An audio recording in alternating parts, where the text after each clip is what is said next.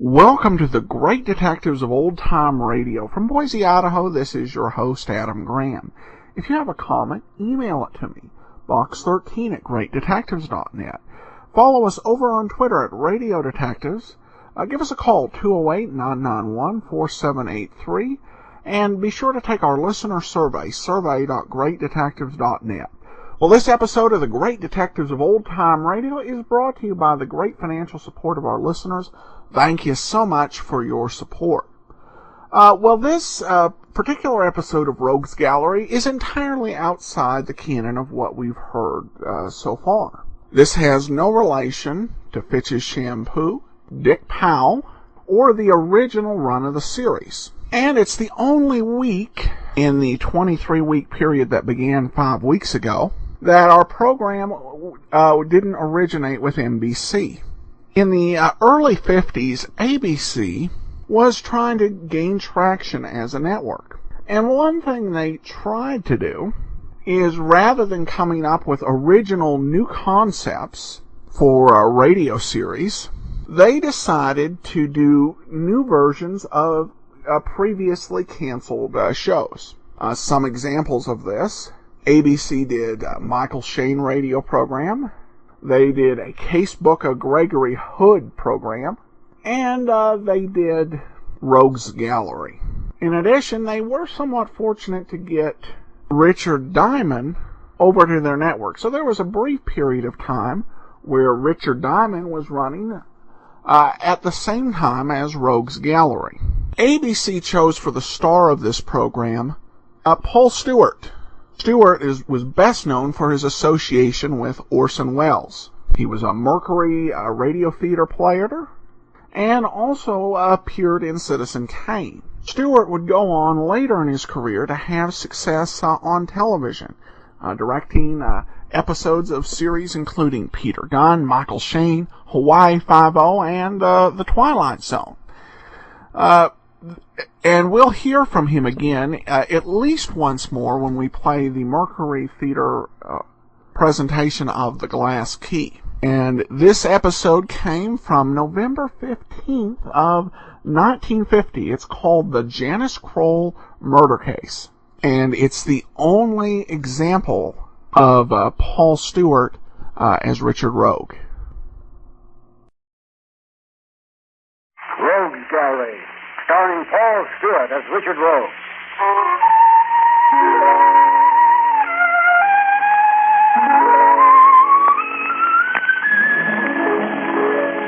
Some people collect old violins.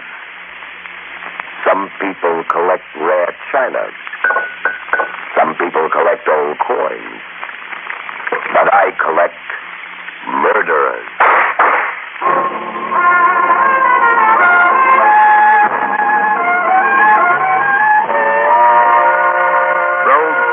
The thrilling, spine-tingling adventures of Richard Rogue, private investigator, is presented each week at this time by your local dealer who sells and services Easy Cut electric mowers. That's the dealer that's making an unheard-of offer that you can't afford to miss. There's no strings, no gimmicks, no small type to this offer. Just try an Easy Cut electric mower in your yard for 10 days. Give the Easy Cut a full trial. Then, if for any reason or no reason at all you don't want to keep it, your dealer will refund every penny of your money. Yes, try the Easy Cut electric mower. Compare its many advantages. Notice the large rear coaster for easier handling. Notice the snap switch for effortless starting. Notice the rubber-tired ball-bearing wheels. Notice the powerful 1/3 horsepower motor. Yes, compare, and you buy an Easy Cut electric mower. See it tomorrow at your dealers. And listen a little later for more details about the free trial offer. Now, Rogues Gallery with Paul Stewart as private investigator Richard Rogue.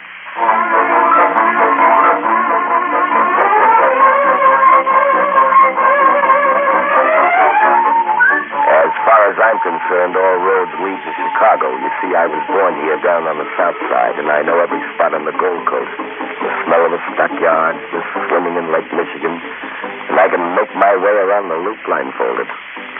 One of the finest pie shops in the loop was Martinelli's, and one day I just bought a tie there and zigzagged my way back across town through the heavy traffic on State Street. When I got to my office, I saw that someone was waiting for me. Mr. Rogue? Are you Mr. Richard Rogue, the private investigator? Yes, I'm Richard Rogue. I've been here an hour. Is it customary for your profession to go off for hours and leave your business and your door unlocked? It's the gypsy in me, lady. Now, what can I do for you? My name is Janice Kroll. I'm here from Little Falls, Indiana. A terrible thing has happened. Yes, I know. I just read it over my second cup of coffee. Oh. You must be Janice Kroll's sister. Yes, I You am. checked into the Brett Arms Hotel here in Chicago 3 days ago, and last night was shot and killed in a room between 9:30 and 10 p.m., right? Yes. I don't know what to do. Mr. Rogue, the police called me in Little Falls last Yeah, night. the paper says that, too. I arrived in Chicago at 10 this morning. Janice was a good girl, Mr. Rogue. Not the wild sort at all. I just can't believe it. Janice is rather young to have a sister who is almost, You needn't be polite, Mr. Rogue. I'm sister one. She was 22. I was the oldest in the family of 5 children. Janice has been my responsibility since our parents died. I failed in that trust, too. Try to control yourself, Miss Kroll. Perhaps I can help you. Tell me, what was Janice doing in Chicago? She had a notion to go on the stage. Did she know anyone here? Not a soul. Nobody. It's not very helpful. What did you tell the police? I told them everything. But I talked to a Lieutenant Cheney, and he told me nothing. Absolutely nothing. His demeanor was evasive. He seemed to know something, and yet he won't tell me. Well, I know Lieutenant Cheney's a good cop. I want to leave no stone unturned to find Janice's murderer. Will you help me, Mr. Rogue? For $25 a day in expenses, and that's less than the fat man gets. It's very well, Mr. Rogue. Oh, just one question, Miss Kroll. What grade school do you teach? Stewart. Why, how did you know I was a teacher? You remind me of a teacher I once had when I was a kid. But that was a lifetime ago. I dropped Elsie Kroll at the Royals in a third-rate hotel not far from my office, and then the cab swung across toward Homicide. A high wind was whipping in from Lake Michigan, and the signs on State Street were swinging merrily. And I knew it was about time to get my winter overcoat out of mothballs. Don't bother the North Road. Just barge right in. Thanks, Lieutenant Cheney. What can I do for you? I'd like to know what you know about the Kroll case. What's your interest? My client is Elsie Kroll, the dead girl's sister. Here's the report. Well, I want more than this. I don't want the routine handout. No? Well, what do you want? And whatever it is, I can't give it to you. Look, Pop, my client thinks you're withholding some vital information. She does. She does. Janice Kroll's a pretty girl. She was. Powder burn, shot by someone who stood close by. And probably knew her. Yeah, but who? Don't know. A 38 slug, it says here. Fingerprints, none except the deceased. Who found the body? Son Esposito, the manager of the Button Arms, the house Dick, and a Marie Castle. How? Marie Castle heard 2 shots in the room next to hers. She called the others. See any leads at all? We're working. Is that all you can tell me? That's right. Look, Cheney, this is my client, too. You can tell me. Listen, sweetheart, you're going to have me around anyway, so do we work together, or do I have... Okay, Rogue. But if I tell you anything, it goes no further. It's a deal. And especially the press. I gave you my word. Okay. Well, this cigarette case was found in the girl's handbag in the room. Solid silver. Judge Harris, the judge leading a double life? Now, look, I've known Judge Harris a long time. He's a family man, a nice man. And he wouldn't be mixed up in a mess like this. And in that case, I'm sure he won't be embarrassed if I ask him a few questions.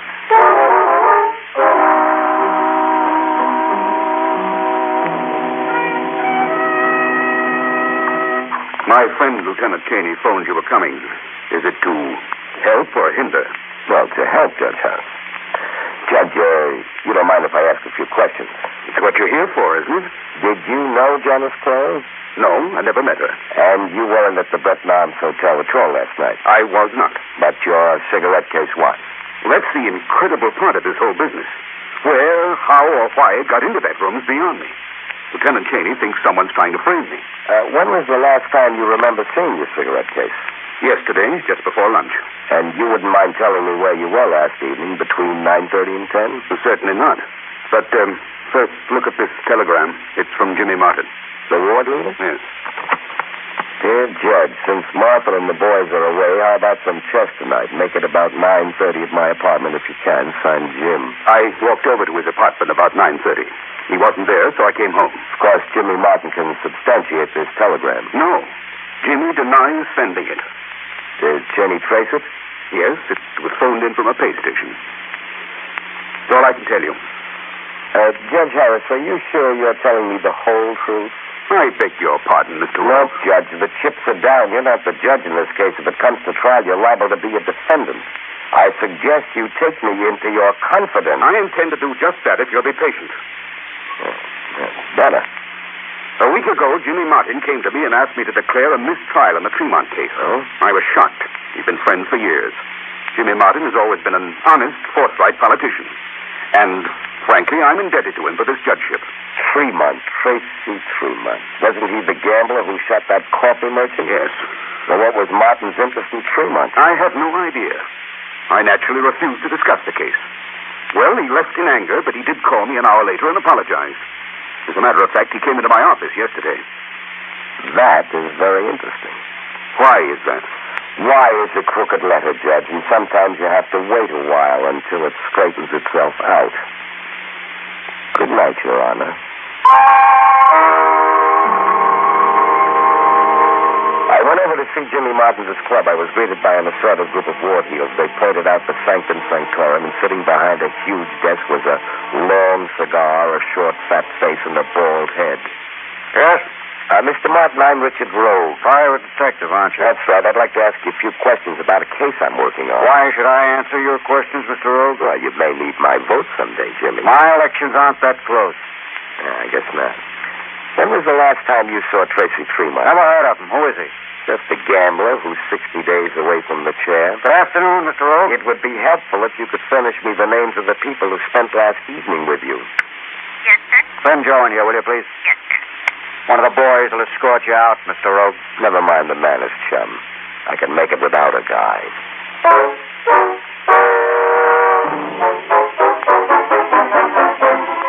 I decided to check back with Cheney for some information on Jimmy Martin. Cheney told me that on the night that Janice was murdered, Martin was at the theater with some friends. But in checking that story, I found out that first he was hosting a little dinner party in the covered wagon room of the Breton Arms Hotel. The honored guests included Marie Castle, the singer who heard the shots, and Sam Esposito, the hotel manager. Well, I thought I'd try the caviar in the covered wagon room myself. The waiter said you wanted to talk to me, Mr. Richard Rowe's the name, and yours is Sam Esposito, right? If you want to talk to me, come to my office. I can't eat in your office, and I'm hungry. I hear your food is good. The dinners are expensive here, Rogue. Well, if I can't pay, you can always have me arrested. What do you want? I want to know how well you know Jimmy Martin. Not so well. You had dinner with him yesterday. I'm sitting here with you. Sam, oh, there you are. Just a minute. Don't get up, Sam, darling. Can I join you? Well, How do you do, Miss Castle? Sit down. Thanks. I don't believe Mr. Rogue, Miss Castle. How do you do? You do your pictures justice, Miss Castle. Oh, thank you, Mr. Rowe. Pardon, Monsieur Esposito. The Bannon party has arrived. Excuse me. I'll be back. Okay. Would you like a drink? No, thanks. I go on in a few minutes. You seem to have gotten over the shock. That shot. Oh, you mean the murder? Yes, it was terrible. Yeah, I read about it in the paper. Tell me, Marie, how did you know there were shots fired? I couldn't miss it. You see, I'm in room 304. And Janice Kroll was in 302. Yeah. Why all the questions? Well, that's the way I earn a living. That's nice. Oh, by the way, I bumped into a friend of yours, Jimmy Martin. Jimmy Martin? I don't believe I know him. You were at his table here last night, remember? Oh, that must have been the party Sam introduced me to. An entertainer like me has to sit at so many tables and meet so many people. You know how it is. Yeah, I know. Well, it's time for me to go to work. Anything special I can sing for you? Where or when, baby? Oh, that's one of my favorites, too. I know. My. Louie. Louie. Yes, sir. Could you tell me who takes up Marie's time? Mr. Rogue, I got a job to... Yeah, so have I. I got a 10 here. It's yours. Now, who is her boyfriend? Sam Esposito. Anyone else? Well, Jimmy Martin, the politician. He gave her a diamond as big as an egg. Anything else, Mr. Hall? Here's your 10.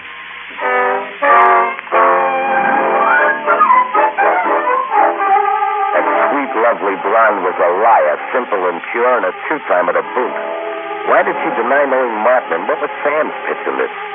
It was getting complicated, and I needed to think it through. I left the covered wagon and wandered over to my favorite hangout, Jaime's, on the Gold Coast. Jaime was a lazy musician who didn't like to play in bands. He only liked to play when he was in the mood.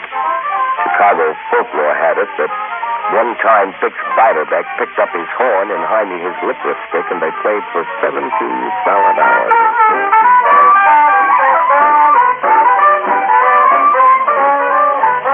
Hiya, Walt. Hiya. Hello, Jaime. The boys are in the groove already, eh? Yeah, like the melody, huh? Yeah, moody. Fixing like a turtle fixing its shell. Sure, huh? Yeah, trouble. Well, murder. Give me a scotch and rocks, honey. Make it a double, huh? Great big double. Okay, Walt.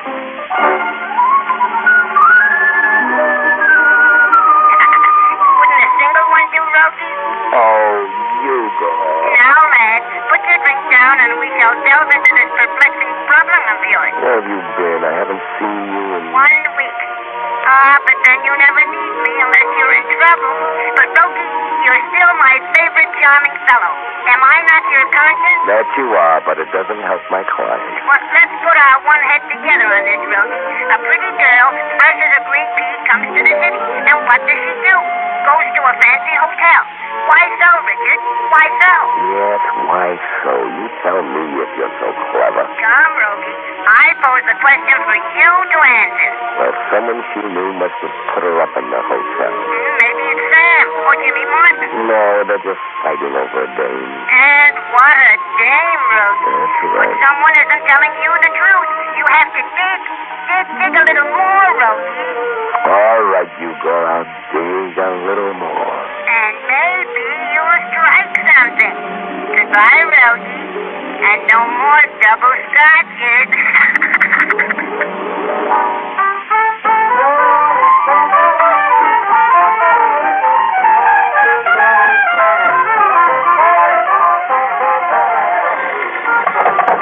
Hello, this is Jaime. Yeah, Rogue's here. He's bringing over a drink. Wait a minute. Hey, Rogue. What is it?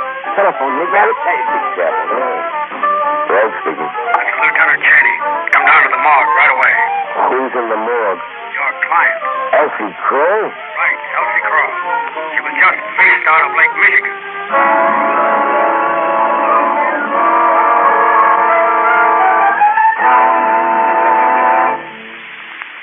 In just a moment, we'll bring you Act 2 of Rogue's Gallery. If only fools are positive, then fools we be. That's what your nearest Easy Cut electric mower dealer is saying, because he's so positive you can't buy a better lawnmower than the Easy Cut Magic Touch electric power mower. And to prove what he's saying, your dealer is making this amazing offer. Buy your Easy Cut electric mower. Take it home. Try it out for 10 full days. Cut your grass once or twice. See how effortless the job is, how smooth and even your grass is cut. After you had it for 10 days, if for any reason whatsoever you don't want to keep your Easy Cut electric power lawnmower, your dealer will refund your money in full. No strings, no gimmicks. Go by or phone your dealer first thing tomorrow. Have him deliver your Easy Cut electric powered lawnmower on the 10-day trial offer. If you're not satisfied, your money will be refunded. Now, back to Paul Stewart as private investigator Richard Rogue in Rogue's Gallery.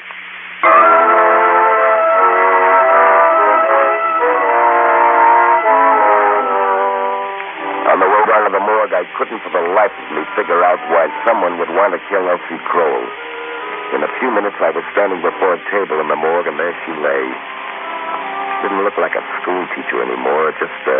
Nice old lady, Rogue. She wasn't old, Cheney. She's just the kind that's born old.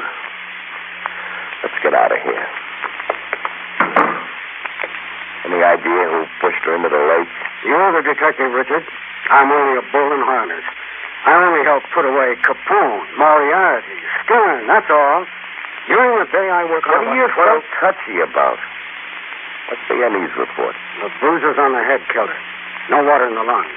She didn't die by drowning. Let's go up to the Rouge where Elsie Kroll stayed and pop a few questions.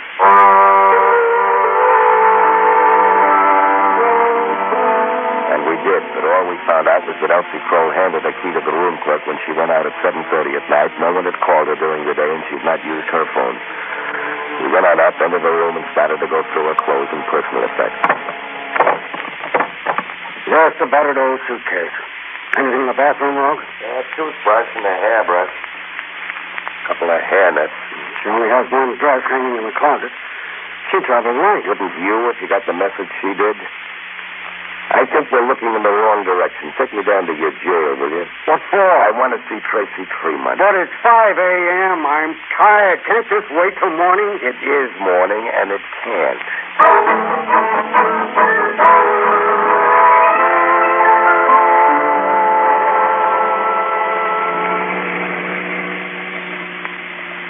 But, Rogue, I tell you I questioned Tremont for hours. I got nothing. A blank. There's a loose key around somewhere that fits this lock, and I think it's Tremont. No, impossible. Look at it this way. Jimmy Martin, the ward leader, goes to the judge and asks him to take it easy on Tremont, and the judge says no.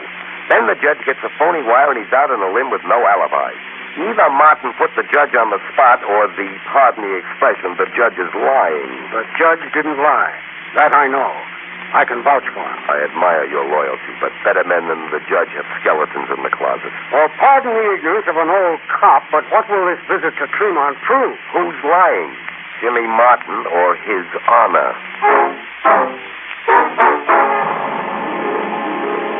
Tremont was a fine citizen of our time who picked up an easy peso with a set of marked cards, loaded dice, and the old badger game. And his victims were always afraid to do anything about it. That is, until he met that coffee merchant. He caught Tremont's hand, and Tremont shot him.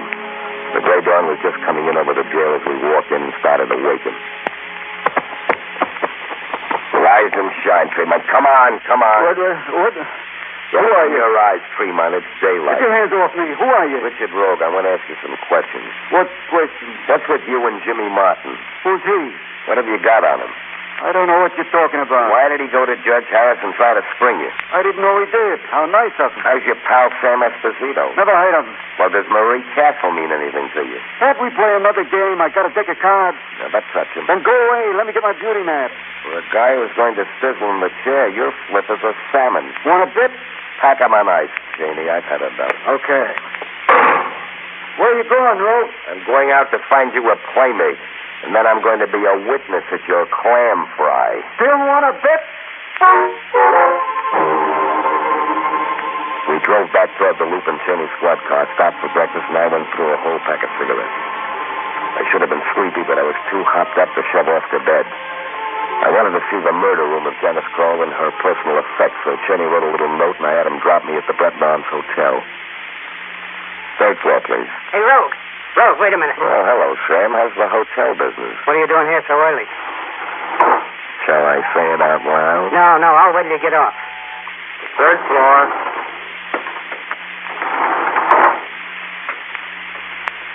Now, look, Rogue, where do you think you're going? To room 302. You'll never get past the cop. I know the password. By the way, you ever let Tremont have card parties in this hotel? Nah, what kind of a hotel do you think I run here?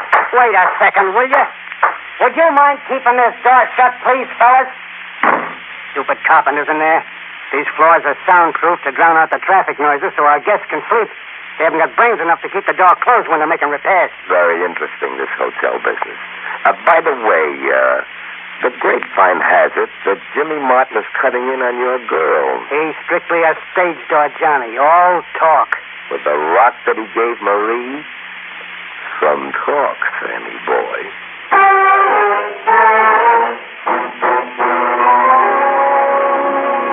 I left Sam standing there simmering to a slow boil and went into Janice's room. I found the usual knickknacks, clothing, a dozen assorted bottles of skin lotion in her handbag. Her handbag had $20 and some change. Now, why should a guy with $20 to her name register in a hotel where the cheapest room is $10 a day? Which one of the characters in the Chicago merry-go-round knew the Kroll sisters, and who set up Janice in this lush plush? The room was too quiet and depressing for mental work, so I hopped the cab and went back over to Jaime's on the Gold Coast. Pour yourself some coffee, huh, Rogue? Yeah, thanks. How come you're still up, Jaime? It's 9 o'clock in the morning. Yeah, double insomnia. What's with you, huh? Yeah, still chasing shadows, the Kroll murder. Parlayed into 2 now. Somebody knocked off my client last night. Yeah, that's why you rushed out so fast this morning? Yeah, let's see. There's something about that hotel. I went into the Breton Arms, walked toward room 302, heard the carpenters working, making a lot of noise. What's with them carpenters, huh? Rogue, a fine friend you turned out to be. You went back on your deal with me, and I'll have your head for Easy with that newspaper. This coffee's hot, and what's the matter? Why did you tip off the papers, Rogue? What papers? What are you talking about? Oh, I should have had my head examined before I trusted you. A day or 2 more, and I'd have had this case on ice. Let me see that paper. 3-month case stalled. Judge Harris implicated in Kroll murders. But I didn't... Rogue, turn in your license. You're through. We're both through. But, Cheney, I didn't give out this story. No? No. Then who did? Answer me. Who did? Who did? Wait. I've got it. The carpenters. Soundproof room. Cheney. What are you talking about? I'll tell you in the car. Let's go.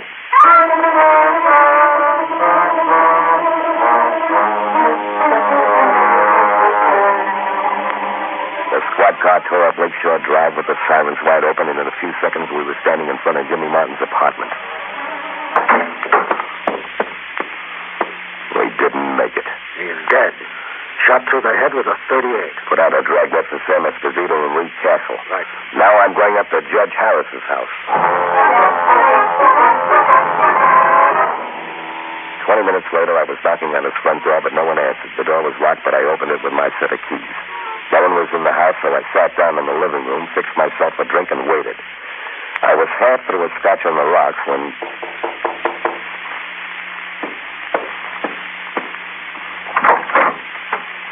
Hello, Marie. Rogue. Surprise, beautiful? Come on in. Get out of the rain. How did you know I was coming here? It was all figured out like a game of chess. Well, darling, you play along. I'll run along. I don't think so. Come on in. Let me alone. Who do you The think? judge isn't here. You won't be able to kill him, sweetheart. What are you talking about? A carpenter, Marie. He fouled up your story. Carpenter? What carpenter? I'll spell it out. You heard the shots that killed Janice Kroll, like you told me at the covered wagon, because you fired them. What? You see, Marie, you forgot that all the rooms on the 3rd floor at the hotel are soundproof. So if you were in your room, you couldn't have heard any shots. Smart. Smart enough. One thing I don't know. Is Tracy Tremont your husband or brother? My brother. That figures. Your brother faces the chair, so you decide to frame the judge by planning the cigarette case on Janice after you shot her. How would I get the judge's cigarette case? Jimmy Martin got it for you. All you had to do was to make him fall for you, which wasn't hard, baby. Is that so? That's so. Then poor Elsie Kroll spots your picture outside of the covered wagon room and recognizes you as an old pupil of hers from Little Falls. So she goes to you and begins to think maybe you had something to do with Janice. So you had to make it murder number 2 and kill her. What can you prove? You couldn't stop once you got going. To top it off, you gave the story to the newspaper knowing you would stop the trail. But you still had to deal with Jimmy Martin. He wouldn't go as far as murder, so you had to kill him, too. Rogue, what did you find? Who is... He's all yours, Lieutenant. Why, But watch her. Don't let Annie get your gun.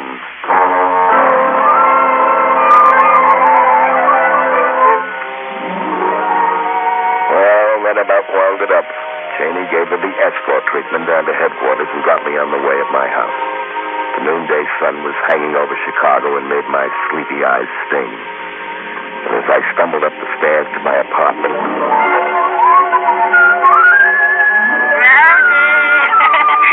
Oh, no, not now, Hugo. I'm tired. Rejoice, my lad.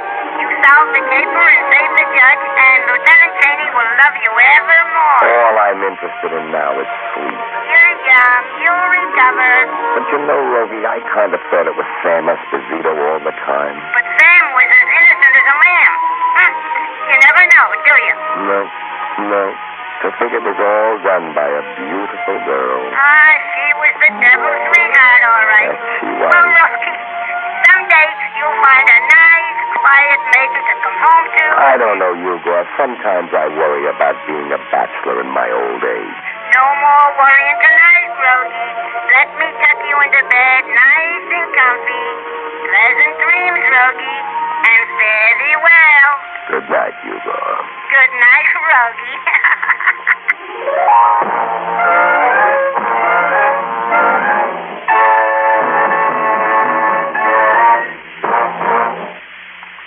Richard Rogue will return in just a minute.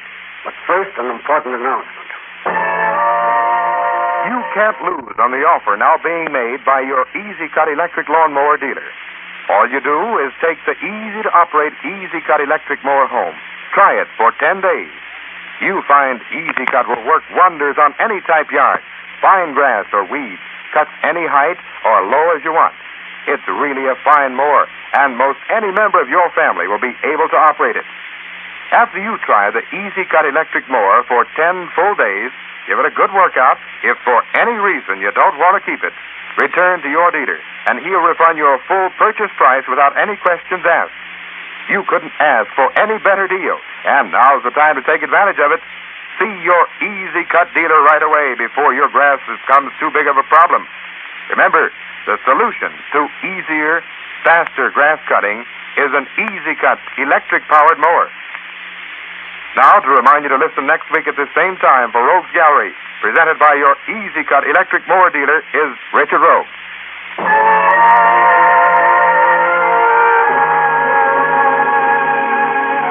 We hope you enjoyed tonight's story in this new series, and we'll be back as usual next week. And we hope, too, that you'll be around and help hang another portrait in Rogue's Gallery.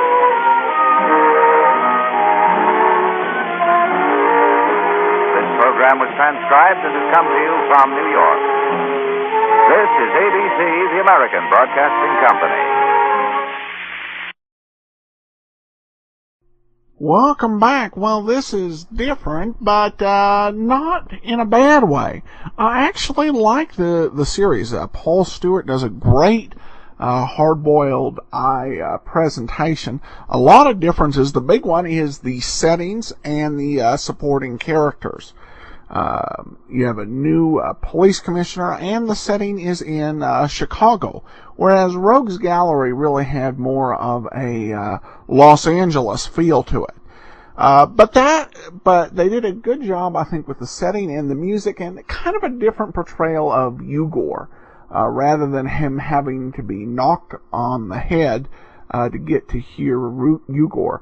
I'd actually like to hear more of this, but this is the only episode that's in circulation, unfortunately. And one thing to note here is, according to the Digital Deli's estimation, Paul Stewart made more appearances as Richard Rogue than anyone else.